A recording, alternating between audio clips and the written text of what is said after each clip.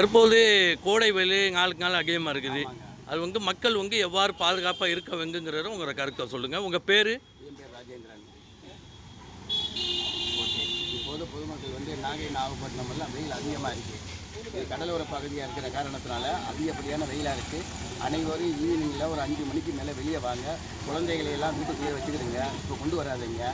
கூடுமான வரைக்கும் நம்ம உடம்புலாம் ஆரோக்கியமாக இருக்கணும்னா அந்த பழைய காலங்கள் போல் அந்த பழைய ரைஸு தயிர் போட்டு சாப்பிடுங்க. எந்த கூழுன்னு ஒன்று இருக்குது, வேப்பக்கூழுன்னு சொல்கிறது, அதெல்லாம் சாப்பிடுங்க. மக்களுக்கு நல்ல ஆரோக்கியம் இருக்குது. இப்போ இந்த தோசை இட்லியும் பூரியும் தின்னீங்கன்னா இன்னும் மக்களுக்கு கஷ்டம்தான். ரெண்டாவது இப்போ வெயில்கள் அதிகமாக இருக்கிறனால தயவு கூர்ந்து கூடுமான வரைக்கும் வெளியில் இருங்க. வேலைக்கு போகிறவங்க பாதுகாப்பாக போயிட்டு வாங்க. ஒரு ஆட்டோவில் போங்க, பைக்கில் போங்க, பாதுகாப்பாக போயிட்டு பத்திரமா வாங்க.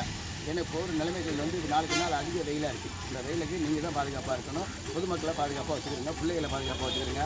ரோட்டில் போகையில் வரையில் பாதுகாப்பாக போங்க.